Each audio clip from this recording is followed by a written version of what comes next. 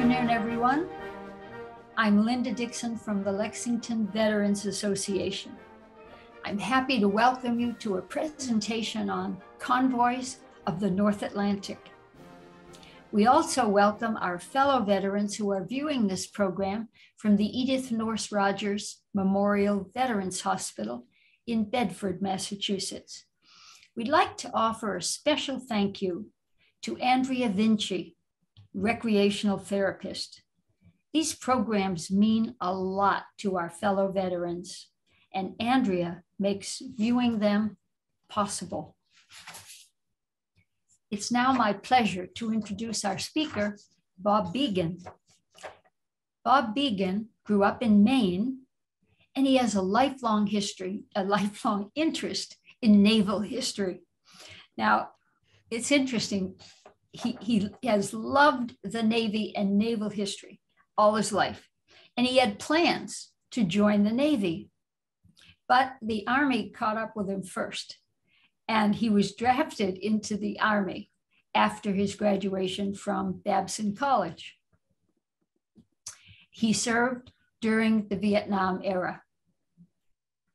He had a 35-year career with St. Regis Paper, holding a variety of management positions and rising to logistics manager. So of course, as a logistician, no wonder he's interested in today's program, Convoys. Now in retirement, Bob can spend his time researching his favorite subject, naval history. So please welcome Bob Began. All righty, folks. Thanks, Linda. The Convoys of the North Atlantic, you know, as a kid in studying naval history, I always tended to focus on the war in the Pacific. You know, you had the Bunker Hill, you had these cruises demolishing Japanese ships. It was one campaign after another, Guadalcanal and the Marianas and Saipan. In the Atlantic, right in our backyard, the Atlantic campaign was the longest single campaign in the war, 1939 until May 1945. England was alone from 1939 until shortly after Pearl Harbor. And it was relentless. It was a never-ending campaign. You had the threat of U-boats. Equally devastating was the weather in the North Atlantic. This story has a lot of different pieces. There's a lot of different players in it. I'm going to try as best as I can to recognize everybody. Let's see. Trying to. Okay, there we are. The Convoys. 1939, Great Britain controlled the largest navy in the world. She also had the largest maritime shipping capacity. She had over 3,000 ships. As an island nation, her survival is dependent upon her ability to import and export items. The statement, "The sea is our protecting element, and as long as Britannia rules the waves, nothing can hurt us." Well, that logic would be sorely tested October the 3rd, 1939, less than 12 hours after England declares war on Germany. Off the coast of Scotland, the British liner Athenia, she's carrying some 1,400 passengers, among them about 500 Jewish refugees and 300 Americans. She's torpedoed, she sinks. Lost in the sinking, 98 passengers, 85 women and children. This attack on an unarmed vessel was a clear violation of the London Naval Treaty of 1930, to which England, Germany, and the United States all adhered to. It said, quote, "May not sink or render incapable of navigation a merchant vessel without first having placed passengers, crew, and ship's papers in a place of safety. Hitler would be very upset by the outroar caused by this sinking in England and America. He had issued specific orders to avoid any actions which would alienate America. The captain of the U-30, 26-year-old Fritz Julius Lemp, while he was publicly chastised, he would receive a medal and a promotion. This is Karl Dönitz. We'll get to him in a second, but he is a pivotal player in the Kriegsmarine. Before 1939, imports to England, food and raw material, 60 million tons. By December of 1940, this had fallen to 45 million tons. By December of 1941, total imports were 30 million tons, half of what it was before the war. Pre-1939 imports of meat and sugar, 22 million tons. 1 year later, this is 12 million tons. Rationing is in full effect. His Majesty's government urges everybody to avoid waste and plant vegetables in Dig for Victory gardens. She's cut off from essential needs of food, oil, and military aid. England is starving. The ships are not getting through. The cause is the Kriegsmarine, the German Navy. German Navy is always trying to compete with the Royal Navy, this is my opinion, but it never seems to rise to the same velocity and power the Royal Navy has. The German Navy does have several huge ships that are equal to British warships, the Tirpitz and the Bismarck, but Hitler would always place restrictions or binders on the Kriegsmarine. He didn't want a one-on-one fight with the Royal Navy. He said Germany should focus on cutting England off from her supplies and her materials. That'll force her to surrender. And as the war goes on, it becomes more and more imperative to isolate England so that she's unusable to the Allies for use as a springboard for launching an invasion of continental Europe. The job of isolating England's going to fall to one man, Karl Dönitz, commander of all U-boat activities. He's 47 years old, experienced submariner, captured during World War I by the British. He inspires loyalty. He is an able commander, and he is going to make the U-boat arm a principal focus of the Kriegsmarine.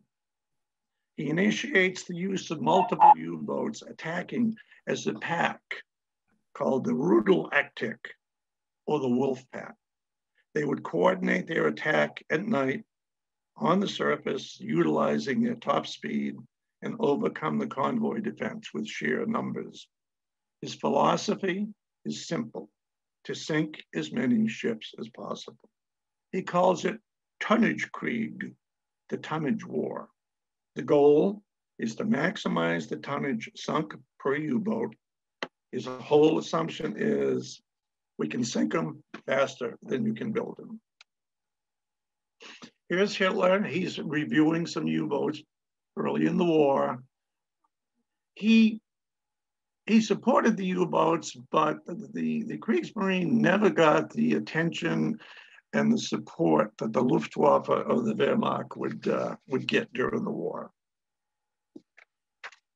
There were two types of U-boats. Type 7 was designed mostly for use in the North Sea, and it's a short-range boat. 750 tons, carries a total of 14 torpedoes, which could be launched from 4 tubes forward or 1 aft.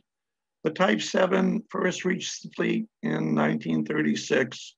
The last one was built in 1943. They built a total of 703 of them. Very maneuverable, could crash dive in 30 seconds.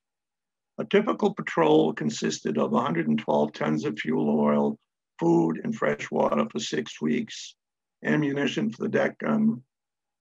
Speed of the German torpedo could cover 3 miles in less than 2 minutes.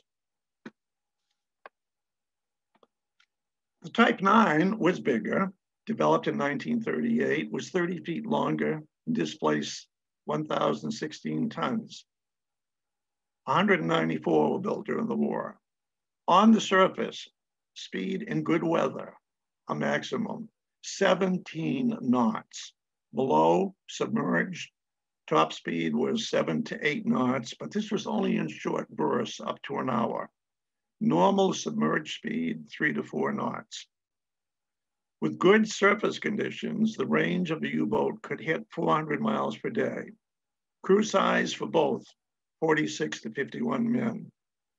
Both the Type 7 and the Type 9 were relatively new compared to other nations.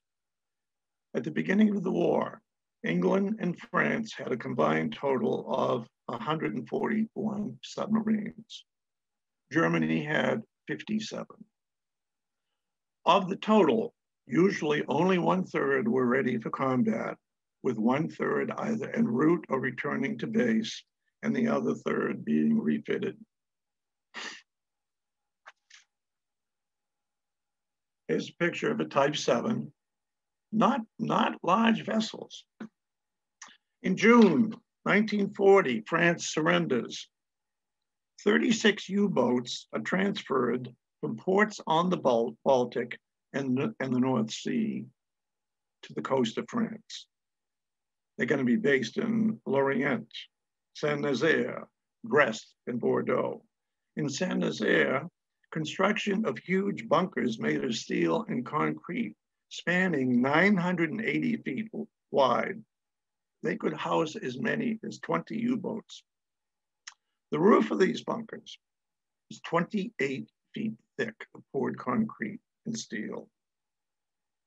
They would withstand countless severe bombings during the war, but they would still be functional.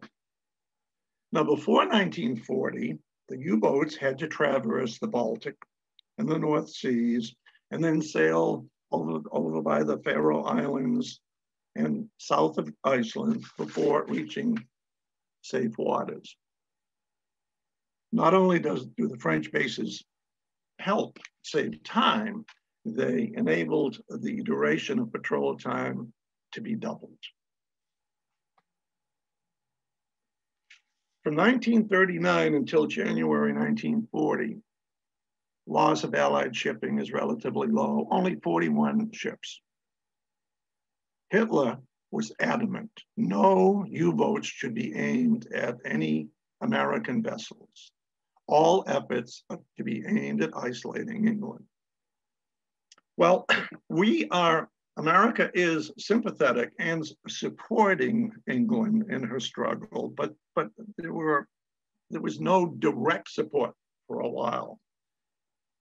The beginning of the war, the hostilities in Europe, America established a neutrality patrol. And that was basically to prevent the European war from the New World. And as time goes on, there'd be more numerous violations of this doctrine, including attacks on American warships and merchantmen.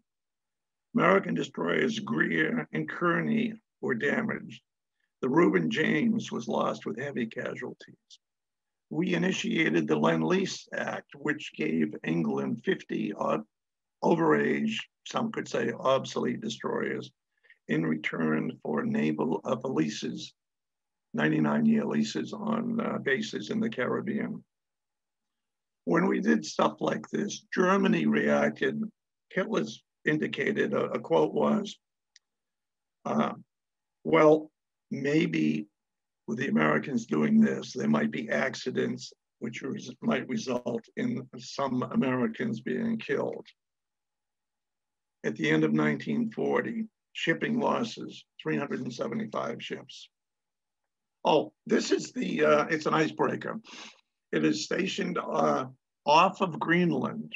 In the 1939, they discovered, at the request of the Danish government, there was a request for American aid because there was a German radio station on Greenland, and it was sending out weather reports, and it was a base for German intelligence regarding convoys. So this icebreaker, the North Wind, was dispatched They actually set a shore party ashore, and they captured the operators of the radio station and discontinued operation.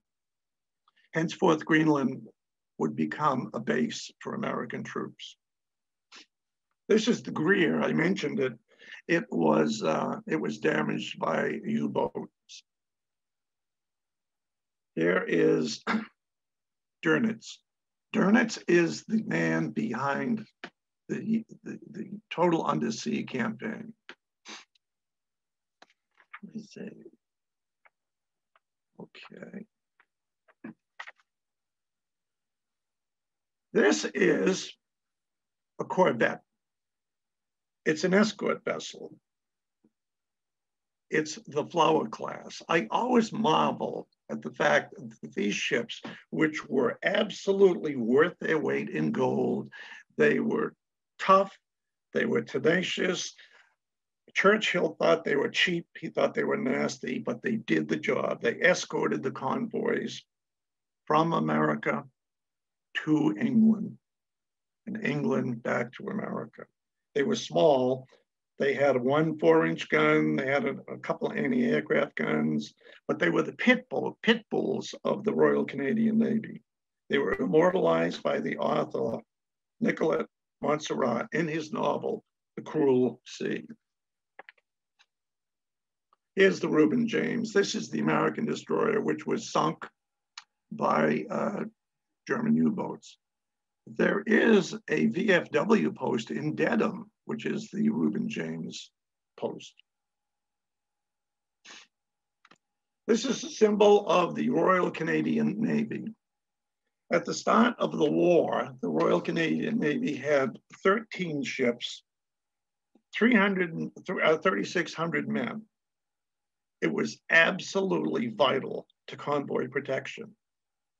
By the middle of the war, on any given day, there would be 125 Royal Canadian ships at sea. This is a Canadian sloop, HM Her Majesty's Canadian ship, HCM. This is the Penetang. Rough weather. The thing about the North Atlantic campaign is always was the danger. The weather would surpass the danger posed by the German U-boats. On the surface, you know, they had to surface periodically to recharge their batteries. And this is taken from another U-boat at sea during rough seas. In 1940, in June, a program was developed which would allow English children from London or Liverpool or other heavily bombed cities to be sent to Canada or America for safety from the Blitz. The original plan was going to allow for 20,000 children. There were more than 250,000 applications. This is a former liner. It's the city of Benares. Friday, the 13th of September, 1940, the city of Benares is carrying in 90 children to Canada. She's traveling in a convoy with 17 other vessels. She will be attacked by the U-48 just after midnight. A torpedo would strike on the port side, sinking the ship quickly. Of the 90 children on board, only 17 would survive. This is a picture of the children getting ready to sail for Canada.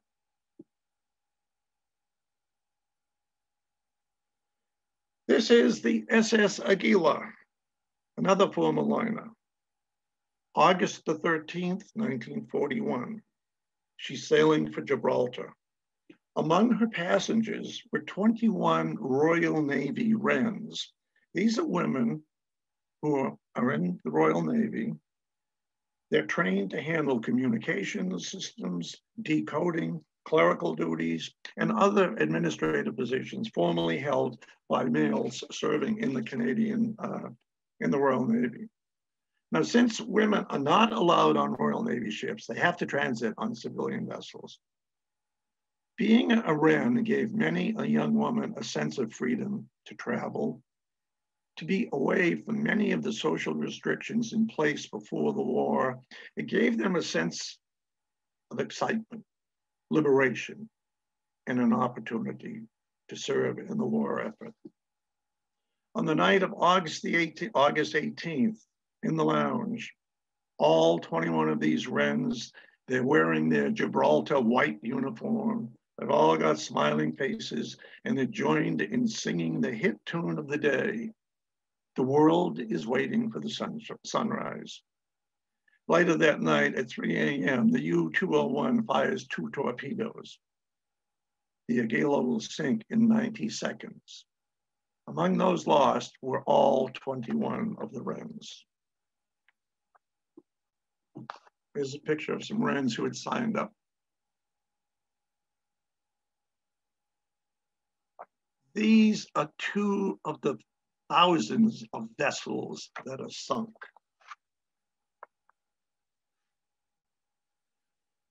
This is one of the guys who was highly successful. He was actually the top U-boat ace. His name is Otto Kretschmer. He had nicknames: Silent Otto, Wise Otto, the Wolf of the Atlantic. He was the top ace of German U-boat captains. He sank 44 ships, totaling 266,000 tons. He sank 7 ships in one night. He's obsessed with naval tactics.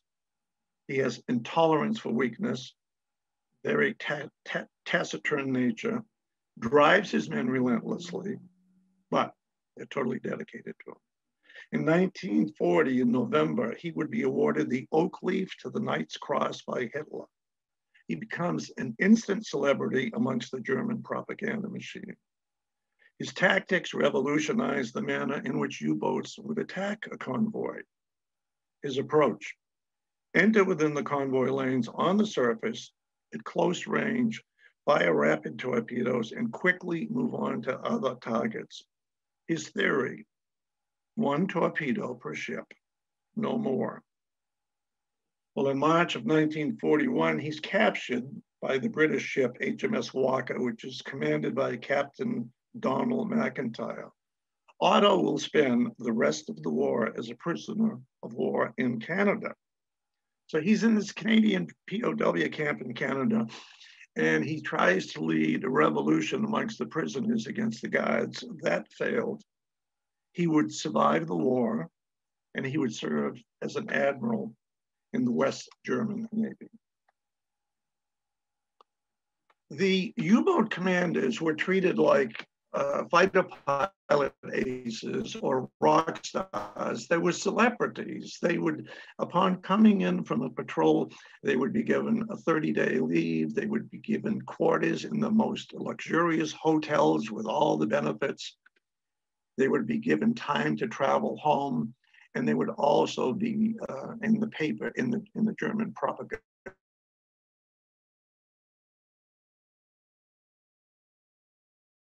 And constantly. Here's another young ace, forget his name.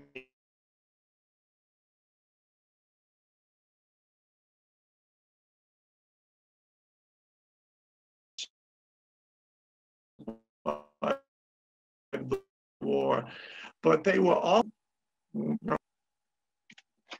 might look like a typewriter, but it's actually a very, very sophisticated coding machine. This is the Enigma machine. All of the communications to the U-boats at sea came from radio messages sent from Europe. And when the messages were sent, using this typewriter would allow, it had it's very technical. There were a number of rotors, and when you hit one key, you could adjust it so that it was basically impossible to break the code. It just was a very, very successful way to transmit information from headquarters to the U-boats at sea. Well, in May 41, the U-110 was attacked, forced to surface by a British vessel. Her crew tries to scuttle her, but a boarding party from the British vessel seizes the Enigma cipher machine and the code books. The discovery of this material is to provide British code breakers of German signals to U-boats at sea. Allied convoys could now be rerouted away from known locations of U-boats. Unfortunately, the Germans realized Enigma had been compromised and they changed it in February of 42. The British were blind until December of 42, and they broke the code again. From then on, England was able to read all German radio traffic until the war's end, except for a brief period in 1943. Bletchley Park. Bletchley Park is 50 miles from London. This is where the code breakers worked 24 hours a day, 7 days a week, 10 to 12,000 of them. They came from all walks of life: engineers, chess players, students, mathematicians, trying to solve the German signals. Their efforts resulted in cracking the codes. It developed into a new classification of secret messages called Ultra. Their work was significant. In June 1941, 320,000 tons of shipping were lost. 1 month later, it was down to 98,000 tons. August of 41, it was down to 80,000 tons. This is when Dönitz suspects that Enigma had been cracked. And he was correct. Germany changed it. But ultimately, in December of 42, England could crack the code again.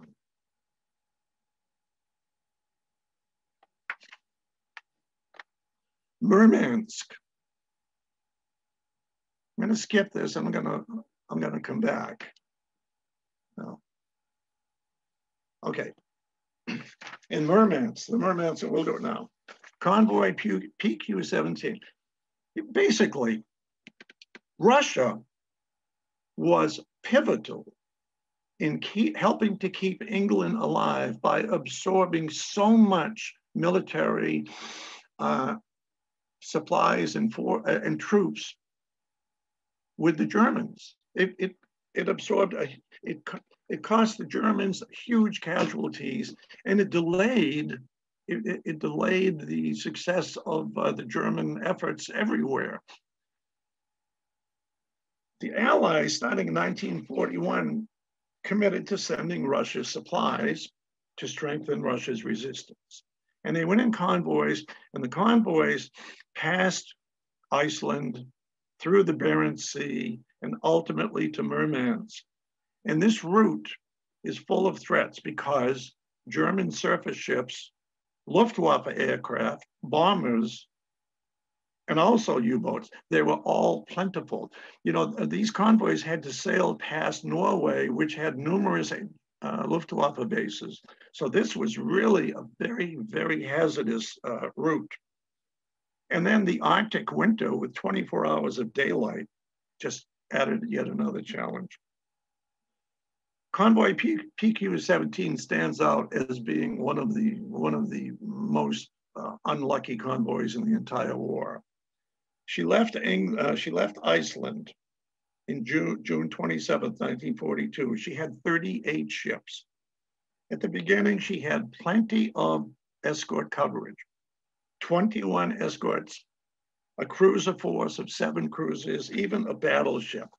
So she was adequately protected. On July 2nd, there was an air attack, but it was minimal damage. On July 4th, German aircraft sank 1 ship, they damaged 4 more. But then everything changed on July 5th. The British Admiralty, learning that the German surface force had put to sea, issued orders to scatter the cruiser force because the German surface force was a significant threat. So they called off the cruiser force. Well, during the confusion, all of the destroyer escorts, all of the escort vessels also left, so that the convoys left completely without any protection. July 5th to July 10th, air and sea attacks plagued the convoy constantly. By the time it finally reached Murmansk, only 14 ships out of the original 38 made it. 24 ships were lost. And of the 14 that did make it, half of them were severely damaged. The Admiralty made a decision. This was simply too dangerous. We cannot accept these losses. This is a map of merchant vessels sunk in the Atlantic until December, at the end of December 1941. And you can see the tremendous portion of the sinkings are from the east of Greenland. A lot of them hover around the west coast of Africa, but the middle of the North Atlantic and around Great Britain. This is where the bulk of the ships are lost. So this is December 31st, 1941. This is December the 7th, Pearl Harbor. Here's the American battleship fleet on the mud. This is the game changer.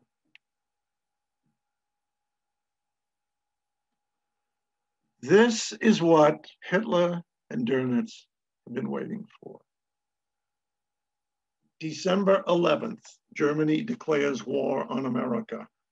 After a year and a half of strict policies mandated by Hitler not to touch American vessels, he can now send his boats to the rich target areas off the eastern coast. Initially, Dönitz has only 6 of the long-range Type 9 available.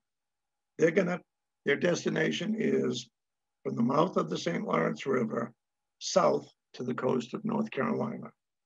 He also is going to send 12 of the Type 7 boats. Their destination is Canadian waters off of Newfoundland in the Maritimes. The Type 9 are to reach their destination by January 13th. No attacks are to be permitted before this date. Secrecy is absolute. Ironically, the British knew in detail of this, and they alerted Americans very, very accurately of the scale and scope of the U-boat groups. Little was done by Admiral King and his staff. In fairness, you could point out that he's totally preoccupied with the Japanese onslaught in the Pacific. All available American naval resources are going to ultimately be shifted and basically leave the combat of the convoys to the British and to the Canadians. The attacks begin on January the 14th. This is, one second here. This is the Dorchester. Let me go back one.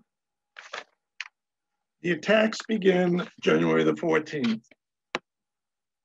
The U-123 sinks a tanker off Long Island.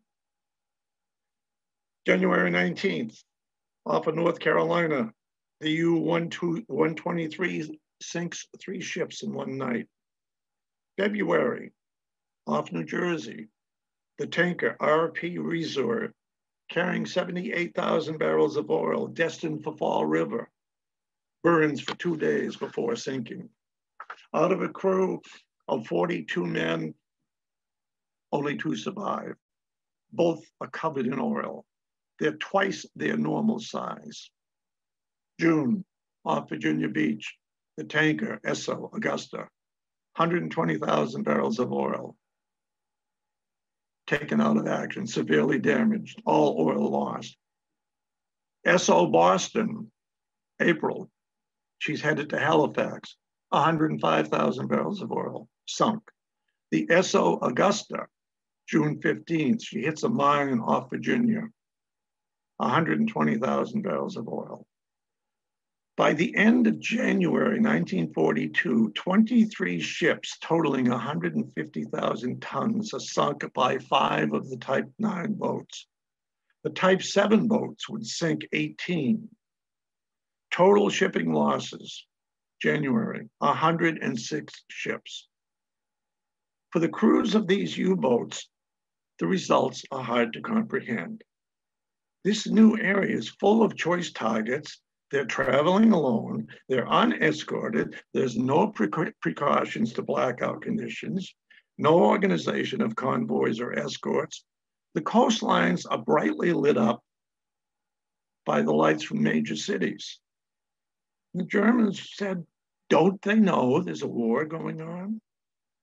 It was not uncommon for ships to be torpedoed in broad daylight. Off the coast of Jacksonville, a crowd of thousands of beachgoers watched the tanker Gulf America burn for hours. February 1942, 154 ships are sunk. March 1942, 273 ships are sunk. Of this total, a third of them are tankers. Tankers are high priority targets.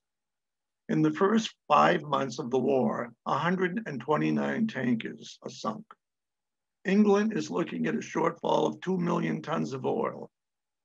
In May and June, the U-boats head south to the Gulf of Mexico and the Caribbean. This area is ripe with tankers. The oil refineries in the Gulf and off the coast of South America. The results of the first half of 1942 certainly seem to substantiate Dönitz' theory of the Tummage War. Now we have this is the Dorchester. I had those slides in the wrong order and I apologize. The Dorchester is a transport. In 1942, she's converted into a troop carrier. February 1943, she's in a convoy leaving St. John's, Newfoundland. She's destined for Greenland.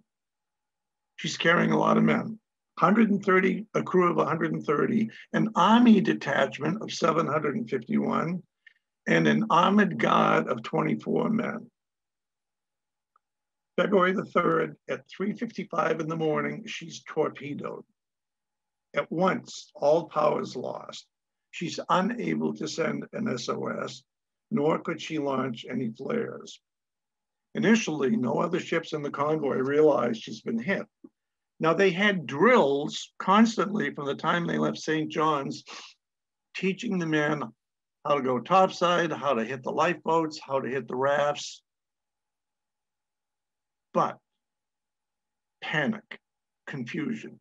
Once the torpedoes hit, all power is lost. And you have all of these men in very, very tight quarters below decks.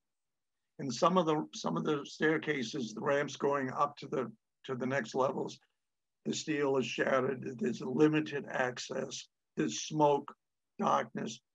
People are panicking, and she's sinking very, very quickly. As she's going down, there are 4, this is the Comanche. She's one of the escort ships. She's a small Coast Guard cutter. She's ahead of the ship. And it takes, she doesn't, number one, they don't realize the Dorchester's been hit. Number two, even if they did, the protocol was you didn't necessarily go back and try to rescue people because the U-boats could still be in that area. So there's somewhat of a lag time between the time the Dorchester is sunk and the time the Comanche arrives on the scene. As the ship is sinking, there are 4 chaplains on board, and they are trying to calm the men, and they're trying to steer the men to the rafts and the lifeboats, and they're just trying to give a little bit of encouragement. And they're all together, the 4 chaplains, 2 Protestant, a Jewish rabbi, and a Catholic priest. As the ship is going down, these four men are armed, linked arm in arm. They're hanging on to a railing at the stern, and they're just praying aloud. And one of the men in the water, a survivor, said, "It was the finest thing I have ever seen or hope to see this side of heaven." In the water, hypothermia, exhaustion, panic, strong currents are claiming many, many of the men. The water temperature is 36 degrees. The air temperature is 34 degrees. It's total darkness. Each man in the water that had a life jacket on, there was a small red light that would activate. And as the Comanche is headed back toward the ship, and all they could see were these little flat bobbing up and down small red lights, each one of them having a man in the water, many of whom would be dead. On board the Comanche is this individual. His name's Charles W. David Jr. African-American. He enlisted. He's a petty officer. He's actually a steward. He was a steward's mate. Segregation in the military was still in effect then. One of the few jobs you could have as an African-American was being an officer's cook or a messmate. Charles W. David, he was a great guy. He was in perfect physical shape, loved music. Everybody liked him. He was a superb swimmer. And he, amongst a couple other men, are going to go into the water to help rescue the men who are there, who can't swim, who are just about at near death's end. There's a cargo net hanging on the side of the Comanche. And what Charles David, he would swim, grab a man, loop a rope, piece of rope around him, bring them back to the Comanche, and they would help to get the rescued men on deck. He would make numerous trips. He was directly credited with helping many men. He would die shortly after the rescue attempt, a couple of weeks after, of tuberculosis, of pneumonia. And he was absolutely, he was a hero. Years later, after the war, his wife and his son would receive a commendation medal from the Coast Guard and the Navy. This man to the left of him was a lieutenant on the Comanche. Charles David actually helped bring this guy, who was exhausted, back to the ship. The chaplains were immortalized. 1948, there was a stamp here. February the 3rd is dedicated as the National Chaplains Day. One of the developments of the war was in the first year or two, there were, pretty significant losses on troop transports. 677 men were lost on board the Dorchester. Her sister ship was also a troop carrier. She was sunk. But as the war went on, the loss of men and troop ships drops drastically. By the end of the war, in the Atlantic campaign, 4,450,000 troops were transported either to Europe or North Africa. Losses were less than 1/10 of 1%. A big reason for this was utilizing they call them the Queens, the Queen Elizabeth, the Queen Mary, these ocean liners. Each of those ships could carry the equivalency of a full division, 15,000 men. Their speed, 28.5 knots. No U-boats could come near them. Here is the map, which was out of order, but it's the convoys to Murmansk.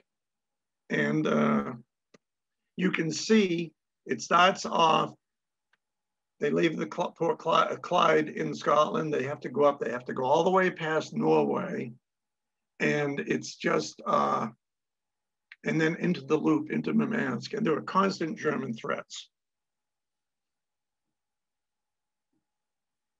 1942, this is a milk cow.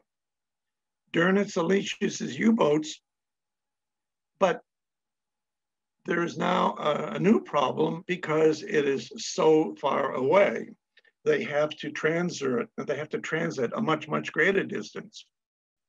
So the answer is a milk cow, and it's a special submarine. It is twice the size of a Type 7. It can carry a cargo of 400 tons of oil, 50 tons of provisions, food, torpedoes, a doctor, workshop, and replacement crew members. Here's a picture of two of them, of the one on the left. And the patrol lengths before were 41 days of a typical U-boat. With one refueling, the patrol length went to 62 days. With two refuelings, patrol length went to 81 days. So it changed the ball game significantly. From March of 42 to June of 42, a total of 10 milk cows made 390 refueling. One of them refueled 86 patrols, 86 U-boats. By 1944, all 10 were lost because of the tide of the war would change drastically. Here's a picture of the sinkings at the end. This is the sinkings up to July 1942. So the first 7 months of 1942. And you can see how everything shifted. Everything shifted to the East Coast and then to the South. And the Germans were just thrilled with the results. Again, they were glorified. There were numerous paintings. Admiral King, Ernest King, he is the absolute highest ranking naval officer in the American Navy. And King definitely was aimed at the Pacific and addressing those issues. He would say, he was quoted as saying, we really didn't have adequate destroyer and destroyer escorts until late 1943. So, 1942, this is the Merchant Marine. There's two groups I want to talk about. I want to give two different groups credit. One is the Merchant Marine, and the other is the Naval Armed Guard. In the Naval Armed Guard, in 1941, Congress authorizes the arming of merchant ships with guns and members of the Navy, and they're called the Armed Guard. And they're small groups.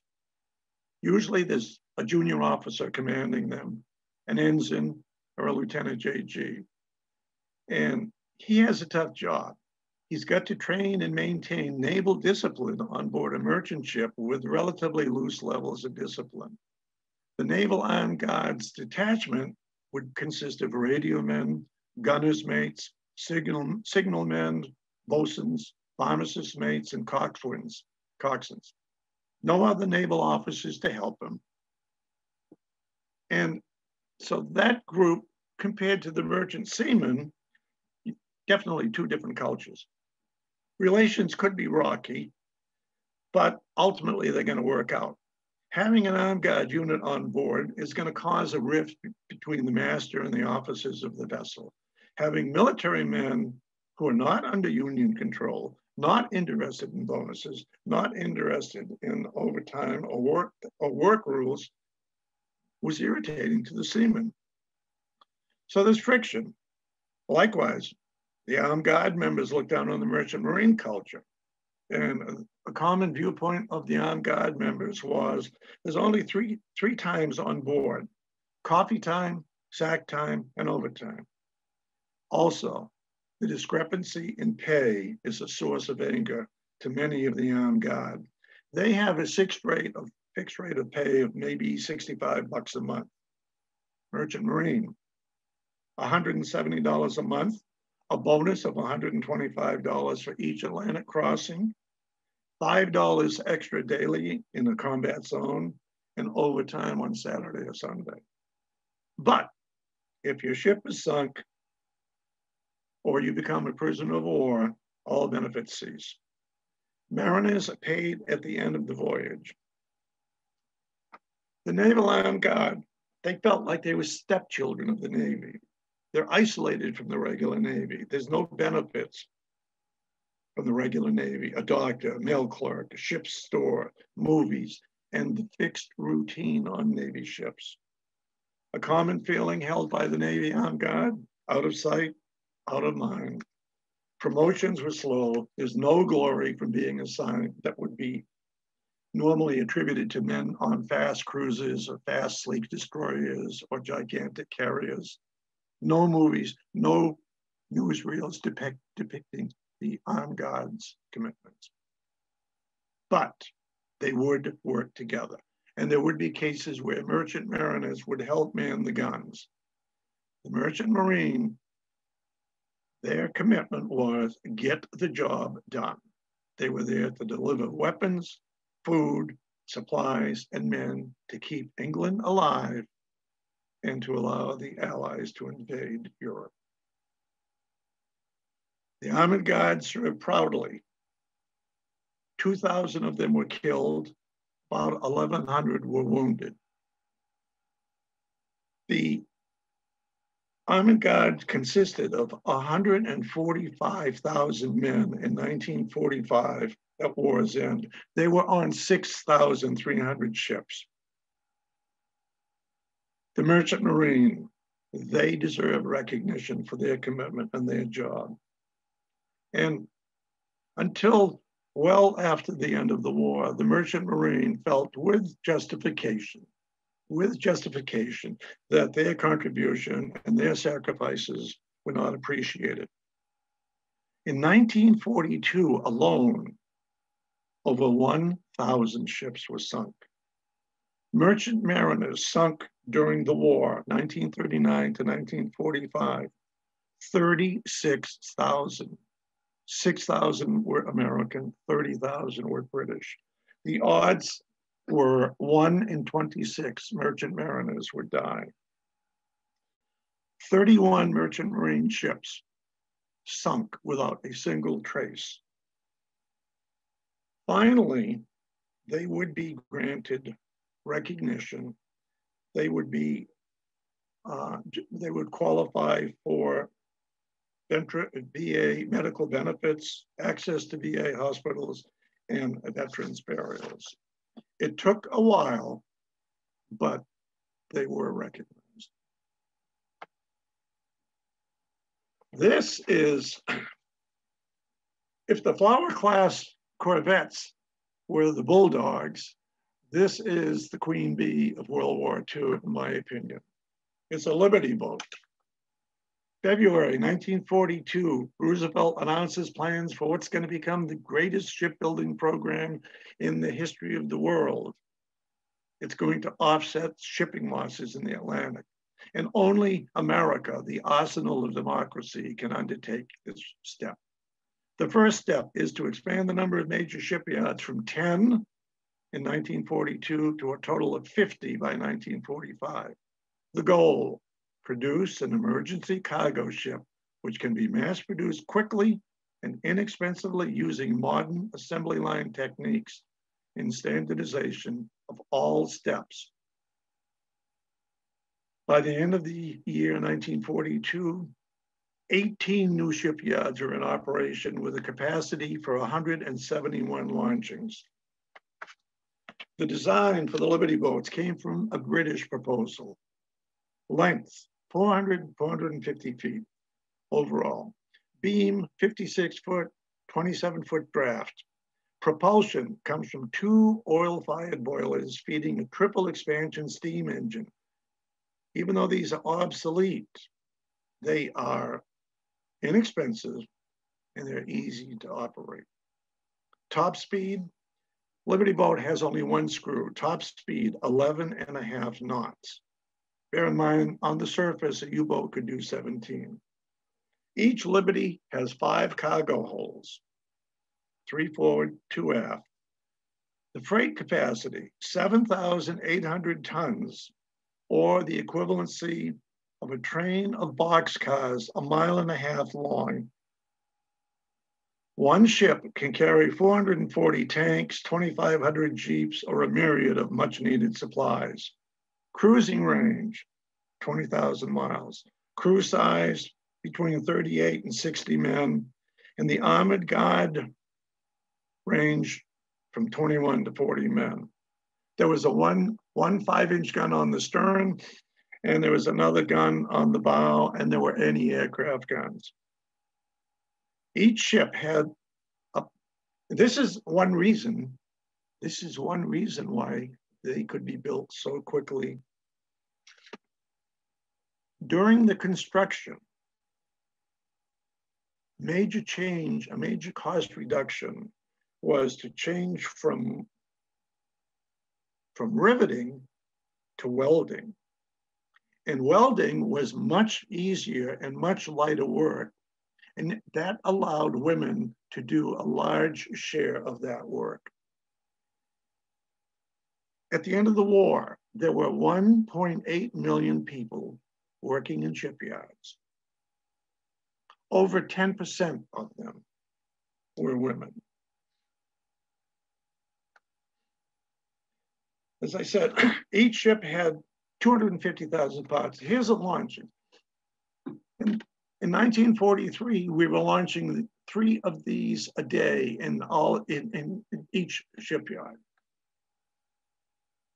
This one piece weighed 100,000 pounds, prefabricated.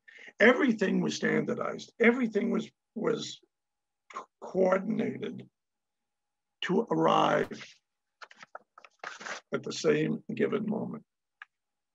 Roosevelt called them ugly ducklings. He thought that they were a dreadful looking object. We would build 2,710 of these vessels. 310 would be lost at war. Production times range from 4.5 months to 6 months by 1942. As time went on, Henry Kaiser, he's an industrialist, he would complete a ship from start to finish in just 31 days. They kept shattering records. They would improvise. This is a tanker, a relatively flat surface. Somebody said, well, if we put scaffolding on top, we can actually put aircraft on the top. And they don't have to be disassembled. It was a brilliant, highly successful story of the war. The shipyards, the Merchant Marine, the Armored Guard, the Royal Canadian Navy, the United States Navy, the Royal Navy, all paid a significant part. What did they have to use? What did we have to use against these German U-boats? At the beginning, at the top picture here, these are depth charges. And the depth charge was simply a 25 or a 55-gallon drum filled with explosives. And it would be just launched from the stern of the ship, contained high-powered explosive. It didn't have to land on the submarine, but the closer it did, the closer it got, the more damage. And you know, if you ruptured the hull of the U-boat, that was it. Now, at the beginning of the war, the depth charges just rolled off the stern. But you have to envision the destroyer is chasing the U-boat, and the depth charges are behind the destroyer. And as the depth charge is sinking, it doesn't sink straight down. It kind of goes end over end over end, which means it's taking longer to hit the depth. And that's giving the U-boat more time to escape. So the depth charge from the stern was modified to have a teardrop shape. And that would sink much, much quicker. So that it's not rocket science, but it was a significant change. In addition to that, depth charges were modified that they could be launched from either side of the destroyer. So again, remember, the destroyer is trailing or going over the last location of the U-boat. Now these depth charges can be launched to the port and to the starboard. And then the other tool it's the Hedgehog. And the Hedgehog is mounted forward, and it's 4 rows that can handle 6 projectiles. And these projectiles can be launched ahead. And you now have something that can narrow the gap between from the destroyer's bow to the U-boat. So these are like basically the weapons that you can use on the surface.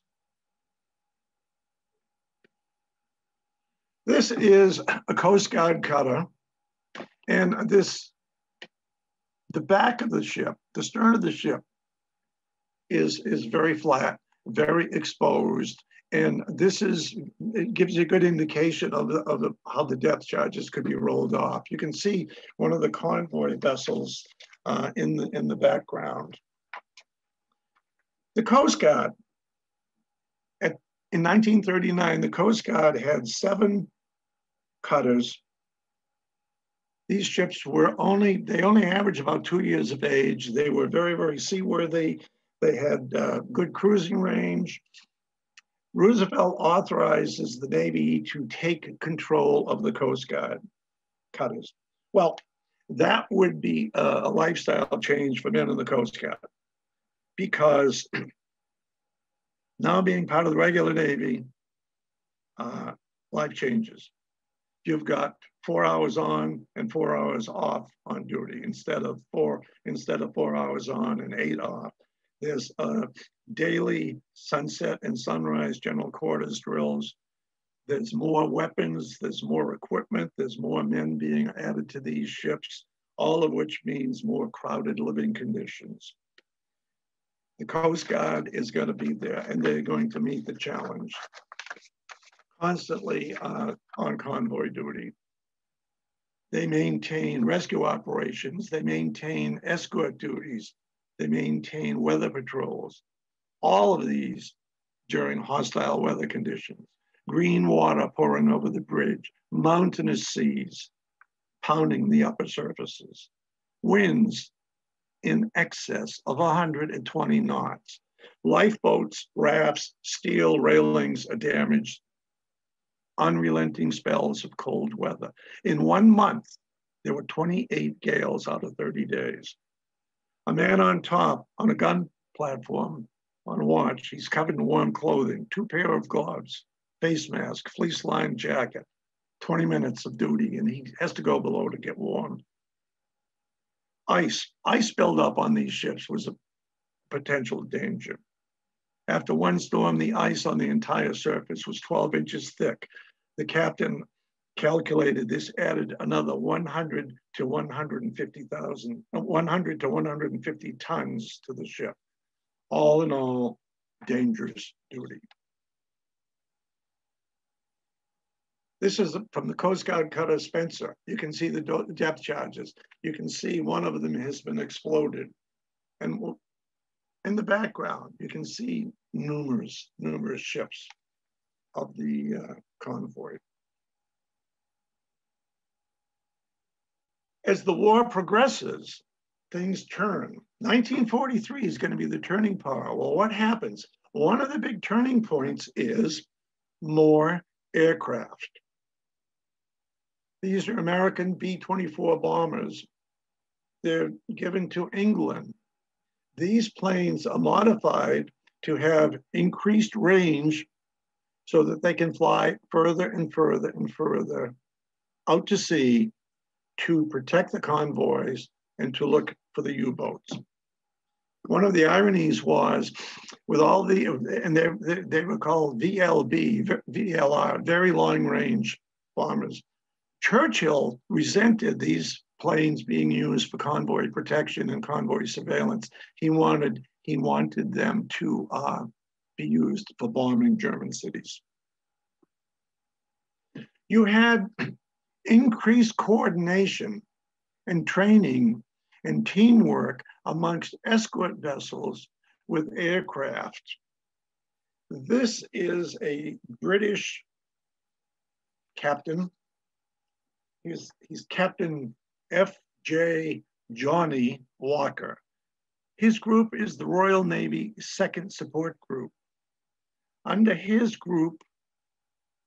command, his group destroys 20 U-boats. As a kid, he was a middleweight boxer. As a captain, he's a crusty, outspoken maverick. He trains his men relentlessly. He spends countless hours on the bridge. And these bridges are open bridges. They're not sheltered. Crew is completely loyal to him. His crew could launch depth charges within 30 seconds of command. He comes up with a strategy focusing on bringing as many escorts and firepower at night to engage the U-boats on the surface, forcing them to dive while they're being observed.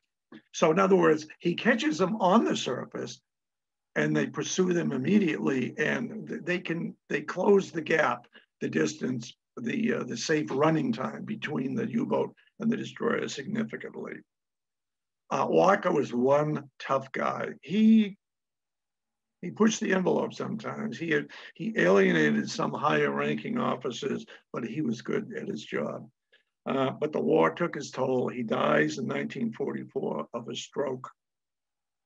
His body lay in state with a lone Union Jack over his coffin. Over 1,000 men attended his service. He was eulogized by Admiral Sir Max Horton. He was placed on board HMS Hesperus for burial at sea. He was a very, very inspired man. Here's his ship.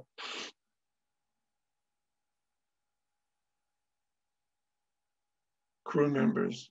You know, I'm always struck by how young the men in these ships in these pictures look. It's like they're young guys. Whole lives ahead of them. Depth charges being dropped.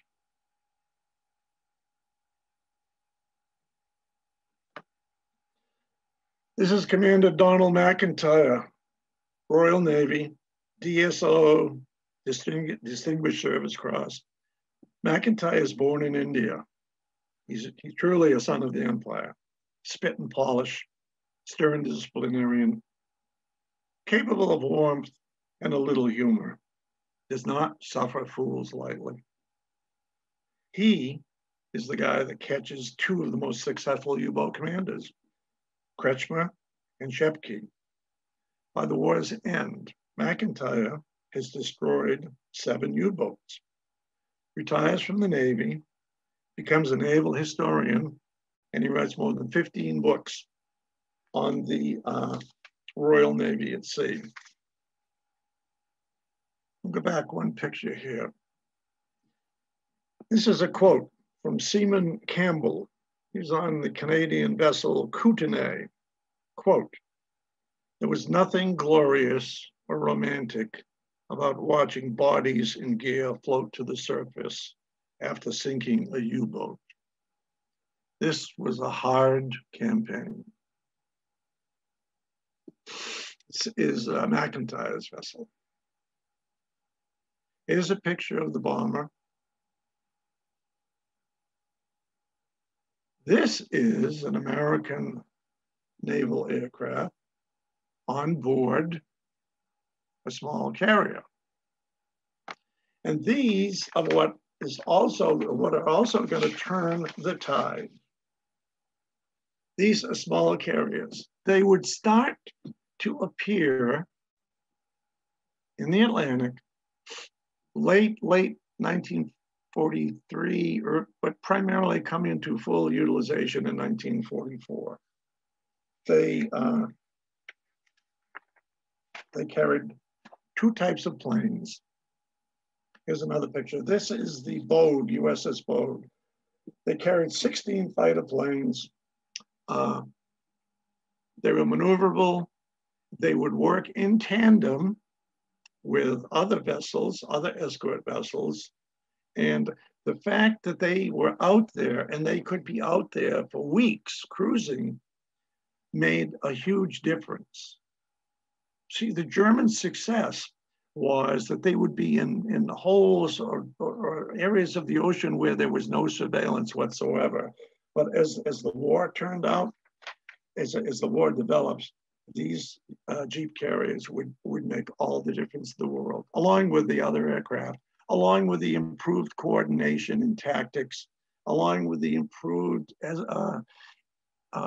Enigma intelligence. There were a whole litany of steps taken. It took time, but radar, radar for the men scanning the sea with the binoculars, radar was the eye, and sonar was the ear for conducting this warfare. Here's a Navy flight plane, very, very effective in attacking U-boats on the surface. 452 feet long. These are not large ships, but they were very, very successful. Here's a picture of a U-boat under attack. You can see the ricochet, the splash of the detonation of the bomb. Don't know if you can see them, but there are men on the conning tower trying to avoid the shrapnel. Here's another picture. This is a terrible picture, but I want to show it because what happened is it's two U-boats caught on the surface while they were refueling. And the planes could spot them from a pretty considerable distance. And of course, the speed would allow them to really come up close onto the ships. So the the aircraft could either attack with machine guns or drop depth charges or bombs on board these planes. So the war has definitely turned. By the last quarter of 1943, Dönitz admits we have lost the war in the Atlantic. This is a German U-boat. It's the 505. And these men on board have attached a tow line to it. It was forced to the surface by a hunter-killer group of aircraft from Jeep carriers as well as destroyer escorts. And the crew tried to scuttle it, but a boarding party from a Jeep carrier got on board and they saved her from sinking. And this vessel is ultimately towed to an American base. And it is, here's her commanding officer. You can see the flag flying on board the mostly sunken U-boat. In the background is the destroyer escort. Over to the right, to his left, is a boat with men in it. Amazing story. And the U-505 is currently in the Museum of Science and Industry in Chicago. Here she is. But the war, it was relentless. There was still a danger of a merchant ship being sunk off the coast of America in 44, in 45. Admittedly, very, very diminished, but it did happen. So this is a merchant ship sinking map of all of 1944 and 1945 in the Atlantic. And you can basically see that it was very, very reduced, much, much reduced. In 1944, 31 ships were sunk off America. 111 U-boats were lost. In 45, 19 merchant ships were sunk. 71 U-boats were lost. For the total war, U-boats, out of 863 U-boats, 753 were lost at sea, 87% casualty rate. Personnel, 41,300 U-boat personnel, 70% were lost, 28,500. It was a long battle. That concludes my talk. Sorry if I bounce around a little bit, but I'm trying to cover all the bases. And I'll be glad to field any questions, Linda, or whoever can orchestrate them. Whoa, well, you've given us a lot to think about. And Bill Gerber, Bill has so many comments. He's got about 4 questions. We'll start with one from Bill Gerber, and then we'll go around and give other people a chance. But thank you, Bill, for being such a prolific questioner. All right, his first question. My perception has long been that early in the war, a lot of sinkings occurred in the mid-Atlantic, where the Allies were initially unable to provide air surveillance. But your charts show many, many more sinkings nearer to the shores on both sides of the Atlantic. Can you comment?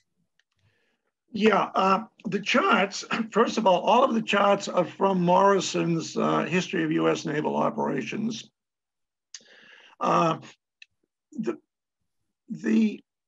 were very, from the start of the war, certainly the bulk of, in my opinion, the bulk of the shipping in the Atlantic that was sunk was what you'd say in the mid-Atlantic, out of range of air coverage for convoy protection, to the east, toward Great Britain and the areas closer to Europe.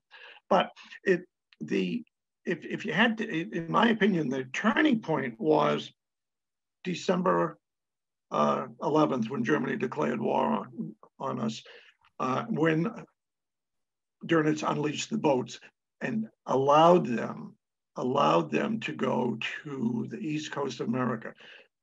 I think that from that point on, sure, there definitely was still some ships sunk in the Eastern Atlantic, but I think the bulk of them, I mean, the Germans were amazed that there were so many targets off the coast of America.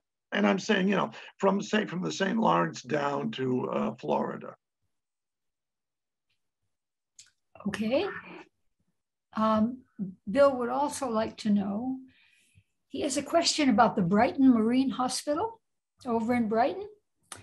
He has heard it referred to as the Merchant Marine Hospital. Do you know anything about that? No, I don't. I heard something, but I accurately, I don't know. I think he's right, though. I think there was a hospital in Brighton, or on Brighton Ave, and it had like a very non-medical name. I plead ignorance on that one. Okay, well, if anybody happens to know about the Brighton Marine Hospital and can enlighten us, by all means, raise your hand and let us know. Yeah.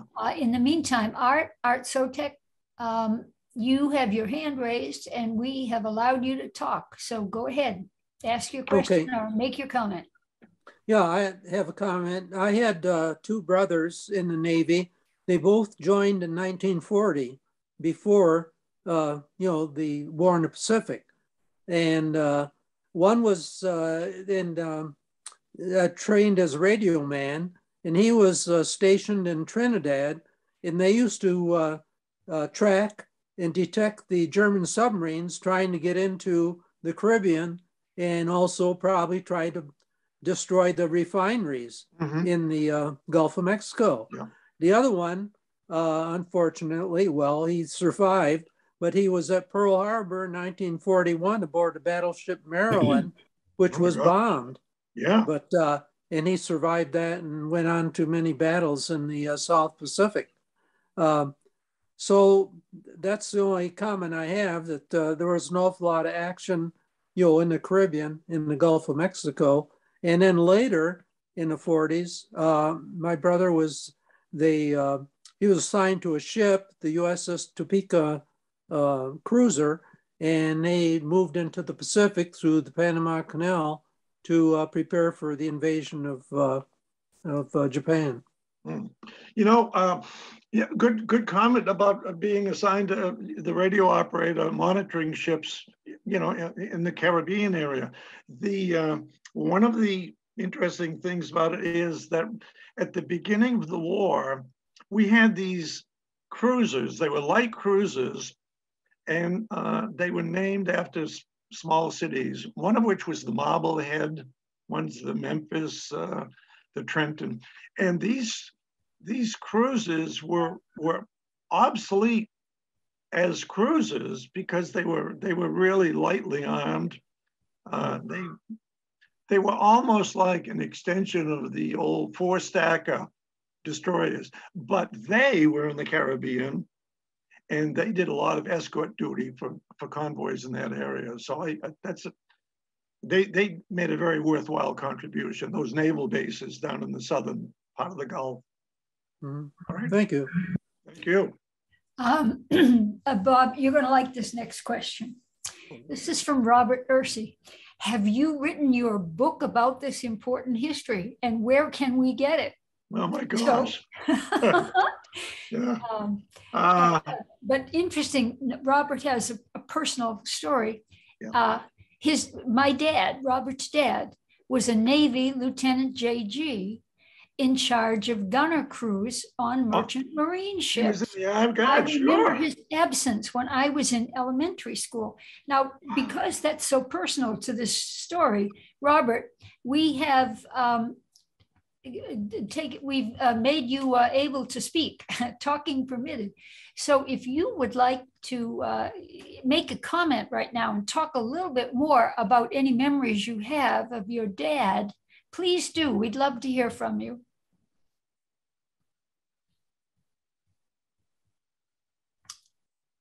Go ahead if you're there, Robert. Okay, here we go. Actually, that was my comment. I'm Nancy, married to Robert for 62 years. Well, that should qualify you. That should count, yeah. What's your name? My name is Nancy Franklin Ursey. My family lived in Oberlin, Ohio at that time. Hi, Nancy. Hi, my dad was in his mid-30s with 3 small children. I, the eldest, and 2 others. There was a 4th one when he came home. Part of that baby boom after the war.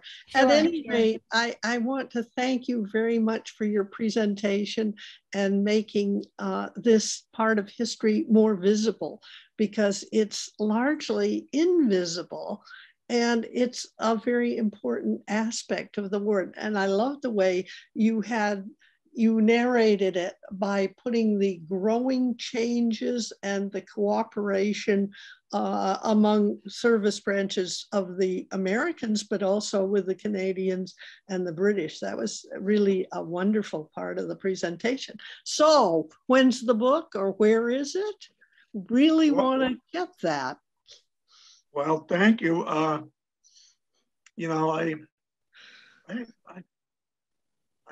Well, there are no publishers waiting to see me, but it could happen. They've got to be flocking by now. Right. But, I agree completely with you.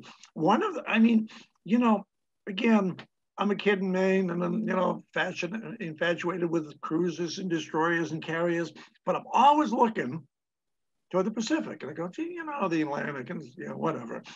But they talk about a grueling, unpublicized, never-ending risk in these jobs. And you know, who did it? Yeah, the Merchant Marine, the Armored Guard, you know, the ship, you know, the shipyard story is amazing to me. I mean, so everybody had a piece of the plan of success here. And it was, that's why originally I was going to try to do this in 2 parts, but I said, no, you know, so, and I just, my main goal is to try to cover all the bases, not so much in minutiae, but to give credit to the various components of the story. So thank you. Thank you so much. Thank you, Nancy. It's a pleasure to hear from you. Very glad to hear this. Thank you. You're now welcome. We have another gentleman in the audience, Cliff Blake. Cliff, we have unmuted you. Cliff says, I am with my 97-year-old buddy who was on the USS Quick, DD 490, who might want to comment. So, Cliff, what's your buddy's name? You're unmuted. Please go ahead, comment. He's right here. Hi, Bob. Welcome aboard, Cliff. I was interested in your talk. I thought, as I was listening, you mentioned every ship except destroyers, which seem to be the most successful of them. In other words, I was part of, I would say 6 or 7 convoys go across, and we never lost a ship. Actually, the submarines were scared hell of the destroyers. In fact, after my ship, the Quick, sank a submarine off of Casablanca, and we took part in the invasion of Sicily, which I was there. Oh boy, yeah. And they took a major part in the invasion on D-Day. So you should, when you talk about all these ships, I think you should make sure you include the destroyers, because you know what, I agree completely with you. I just you know, again, duly noted, Cliff. I agree. Well, it's actually Fred. His name is Fred McKenna. Fred. All right. Cliff and Fred, thank you very much for joining us. He always said what the hardest duty was in the North Atlantic with the weather. Right? Yeah. Absolutely. Thank you, sir. Excellent. Thank you for your service. Good for you. All right, we have a question from Bruce, who says, was the security for convoys ferrying troops to England different from the security for cargo convoys? That's a good question. Of course, it's a good question. That's a good question. I think that initially the troop convoys, you know, the ones where we lost, that there were higher losses, was, I don't think it was intentionally less secure. I think basically it was a result of the fact that we didn't have that much coverage. We didn't have that many escorts. We didn't have that much reconnaissance. But as time went on, you know, with more resources and better teamwork, we got better at thwarting the U-boats. You know, I mean, I think the numbers, you know, 1,000 ships in 1942, down to 19 in 1945. I would say, if anything, troop convoys warranted more security, more escort duty. But I think it wasn't so much that they didn't value the merchants, but the human cargo definitely would have probably commanded more resources, more escort. Okay. We have several questions from our veterans who are watching this by Zoom at the Bedford VA hospital. So I'm going to lump them. There are at least 3. I'm going to lump them together, see if we can tend to them. All right. Yep. Would you happen to know how many active duty submarines the U.S. currently has? In the U.S. Navy now? Yeah, I think that's what the question is. Active duty now, yeah? It would just be a guess. I would say probably, I don't know, maybe 20. Maybe. If anybody happens to know Yeah, that, by all that's, means, let us hear from you. So we think 20. Yeah. Here's another question from another Bedford VA person. Were there any active battles between German and US submarines? Again, that's a good question. None that I know of. I mean, I really don't think so. I think in the Pacific, there were cases documented of a United States submarine sinking a Japanese one, but I don't know of any in the Atlantic. Good question, though. They ask good questions, don't they? Yeah. Here's a third one. Do you happen to know how many man-of-war ships there were total? I think they're all getting together and saying, let's stump the speaker.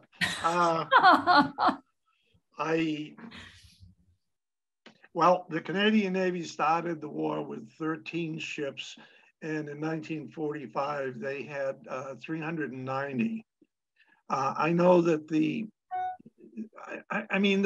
number of warships produced in America it literally exploded. Bath Iron Works probably launched conservatively 75 destroyers that one yard.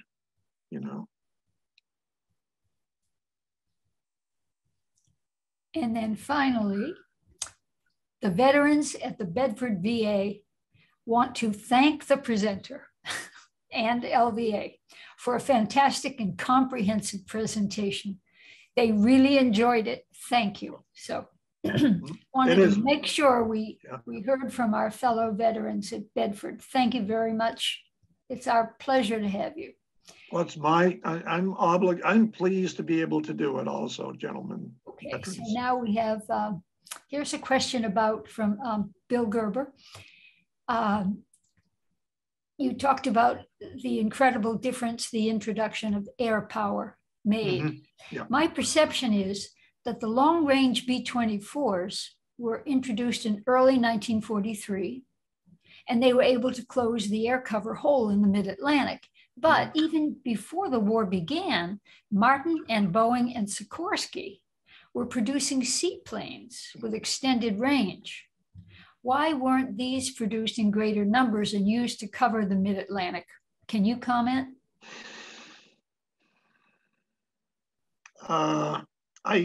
The only thought I have is everything was, the Navy. I guess in the late 30s, the decision was made to build a two ocean Navy. The Pacific. I think the Pacific was always viewed as the more likely theater of war, at least on a surface basis. And I just think that there was a mindset to aim everything. If you look at the naval bases in the Pacific versus the naval bases in the Atlantic, the scale of them was significantly different. So I would just say that there was just a tendency to focus on the Pacific. Okay, now, Bill Gerber, here's another question, and you may want to talk to this yourself. I'm going to unmute you just in case, okay? Bill says, during World War II, an uncle of mine was Navy and stationed in Sao Paulo, Brazil. My guess is that he was with an HFDF station. Oh, a Huffduff station, yeah. Do you know if any such stations served in that area of Brazil? And do you know how such stations were mechanized to work together to locate German submarines? And if Bill wants to talk any more about what he knows about his uncle, feel free to join the conversation, Bill. Yeah. I don't know, Bill. I know Huffduff was important and everything, and it really was like it was like an assist in tracking and finding positions of U-boats and everything. But you know, I'm not a technical guy. I know how stuff worked, but I don't know the relation between one station and another, or how they coordinated that information. You know.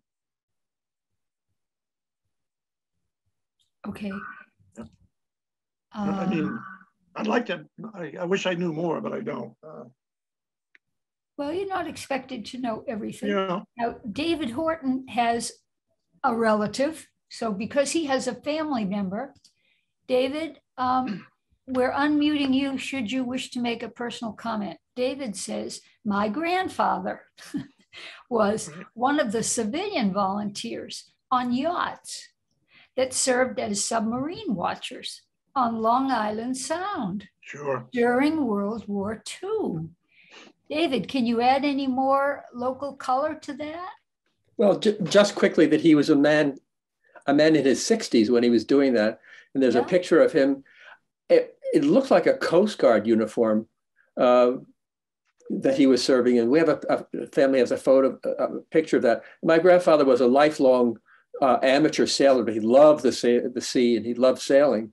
And I think he was still working at that time, but on weekends, maybe longer periods of time, he served on a yacht that patrolled Long Island Sound.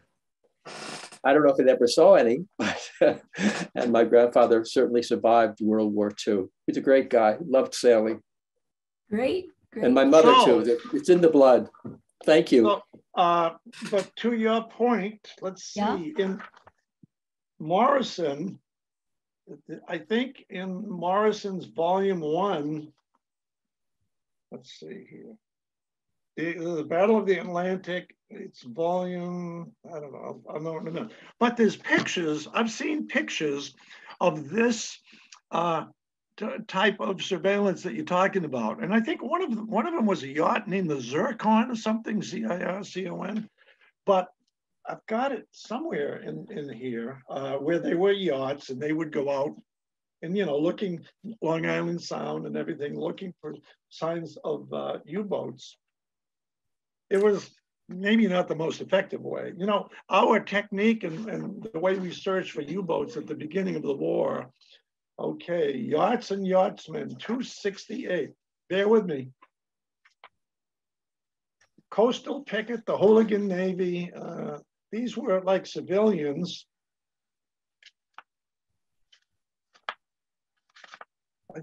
It's amateurs and auxiliaries is the years. You know, they had the Civil Air Patrol.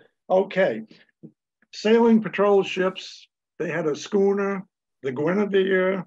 They had the Hooligan Navy, the Aeolus. It was kind of it was a well-intentioned group. I don't think they had a tremendous amount of success, but they were a part. At the beginning of the war, for us, there weren't a lot of trained men. There weren't a lot of experienced sailors. It was all pretty much, and to be honest with you, we were not receptive to lessons or suggestions from the British on how to organize a convoy or how to protect shipping. That took a while. So, but if you wanted to read it, it's Samuel Eliot Morrison. It's the Battle of the Atlantic, and it's volume 1. Okay. Thank you. Volume 1, page 267. You can get it at the library because they definitely mention that. Okay. Yeah, Phil Cunningham says the Lexington Library here in Lexington has Samuel Eliot Morrison's 14-volume history. Oh, yeah. All 14 volumes, folks, at Lexington. Yeah, Morrison was the guy that basically chronicled the whole campaign of the U.S. Navy. Okay. And Bill Gerber helpfully looked up the number of submarines in action. And according to Siri, the United States Navy operated a total of 70 submarines today. So I throw that out. Okay. And this is just a kudo for you, Bob, from Elizabeth PK. Thanks so much for an interesting presentation. Wow, I hadn't realized the number of ships sunk close to the US coast. Thanks so much from a history nerd. So a history nerd wanted to be sure and say thank you. Okay. Bill says his perception is that a lot of the breaking of German communication codes was actually done here in the USA, not so much by Bletchley Park, largely by young women college students. He recommends Liz Mundy's book, Code Girls. Okay. And speaking of books, Phil Cunningham also recommends to us the book, let me find, The Good Shepherd, which became the movie Greyhound starring Tom Hanks. Yeah. Which is the story, and we talked about this before, that gives the Allied side of the picture. Yes. Then there's an old movie that was, oh gosh, it's what, 20 years old, called Das Boot. Yes. Which is about the crew of a German U-boat that gives the German side of the picture. Two excellent movies. Yeah.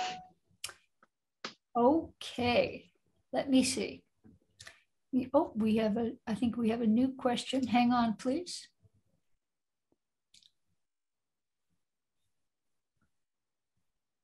No, we finished that one. Just double checking. We're gonna have a couple of more questions, folks, and then we're gonna wrap it up. Let me make sure. Art, did you have another? Oh, Bob Pride. Bob, you would like to make a comment? Please do. Actually, I must have hit the wrong button because I didn't intend that. So it was a great presentation. I was in the Navy on destroyers myself, but during the Vietnam conflict. But I can't imagine being an ensign on board as that armed guards. That would not be. It would be very difficult duty. Thank you. Thank you. Okay. Let me just make sure I haven't missed anything.